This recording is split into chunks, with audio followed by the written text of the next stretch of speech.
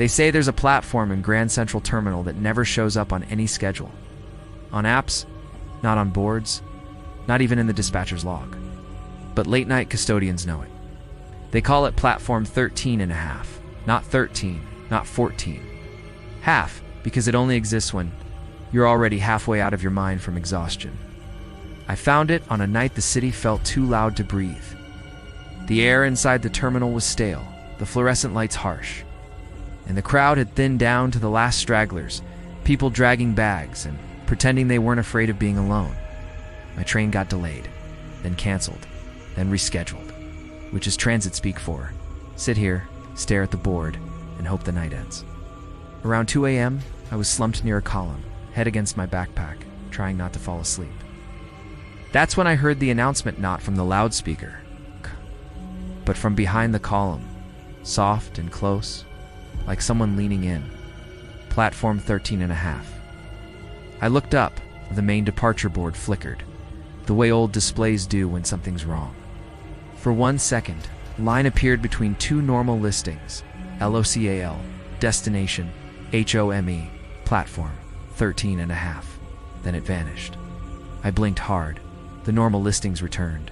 I stood up anyway, not because I believed it, because curiosity is a sickness. I walked along the platforms, past shuttered kiosks, past janitors mopping without looking up, past people asleep on benches with their coats pulled over their heads. Track 13 was the last visible one. After it, there was a locked gate, a dead end, a sign that said authorized personnel only. I should have turned back. But I noticed something. The gate didn't seal the wall completely. There was a narrow maintenance passage beside it, just wide enough to squeeze through. Inside that passage, the floor wasn't dusty. It was clean, like people walked there often. I slipped through. The terminal noise faded fast, as if the whole building had been turned down like a volume knob. The passage opened into a narrow platform I'd never seen before. It was longer than it should be. The lights were old tube lights humming in a sickly yellow. The benches were empty. The air was colder and natural cold, like the kind you feel when you open a freezer.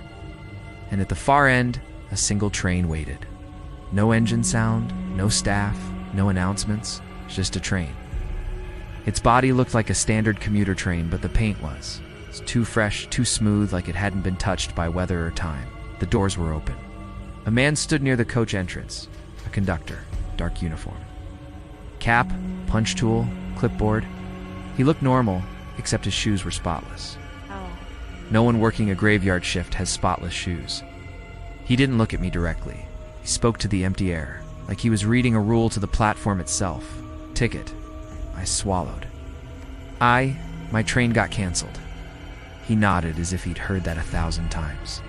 No problem, he said. This one goes where you need. I took a step back.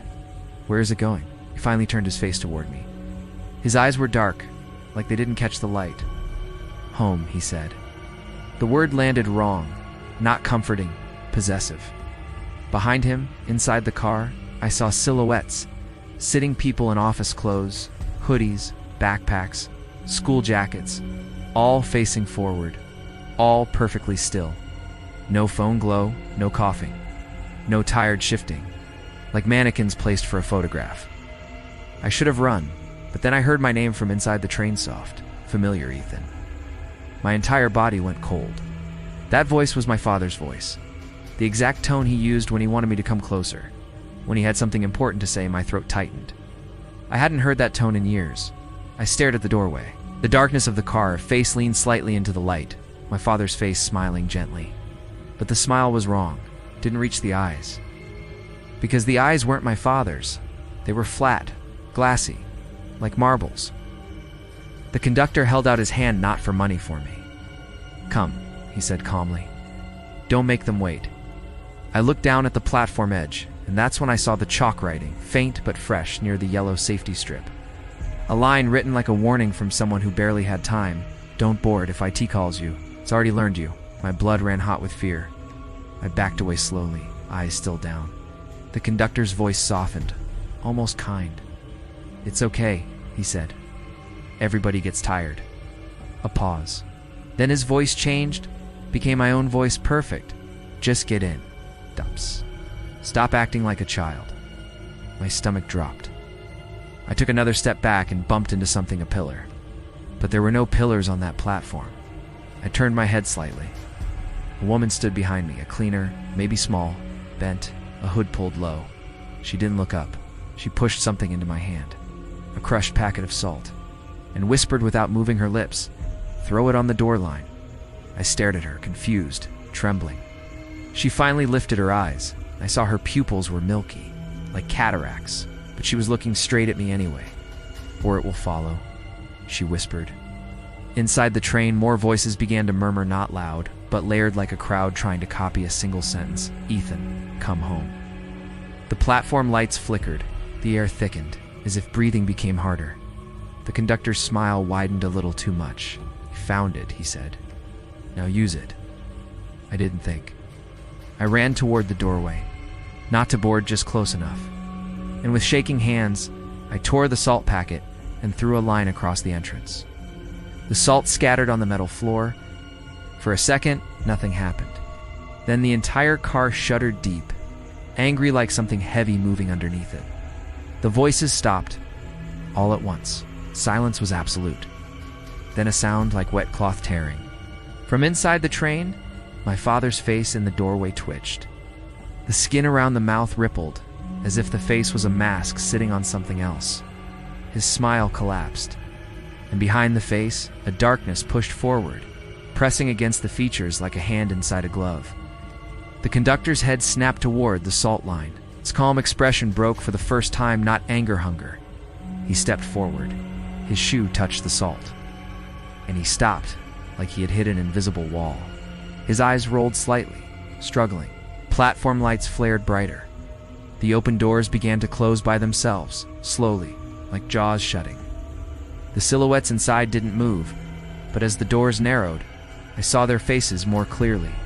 Not mannequins, people, real people, skin gray, eyes open, mouths slightly parted, frozen in the exact moment of surrender. The doors almost met, and just before they sealed, one passenger moved. A young man in a wrinkled office shirt. His head turned toward me painfully, as if it took everything he had. His lips barely moved, no sound, but I understood him anyway. "Don't. Look. Back." The doors slammed shut. The train began to roll, silent, smooth, with no engine sound. It moved into the darkness at the far end of the platform, into a tunnel that shouldn't exist. The tube lights above me flickered, then steadied. The cold air lifted slightly. The cleaner woman was gone. The platform around me shifted, like a dream losing detail. I stumbled back through the maintenance passage.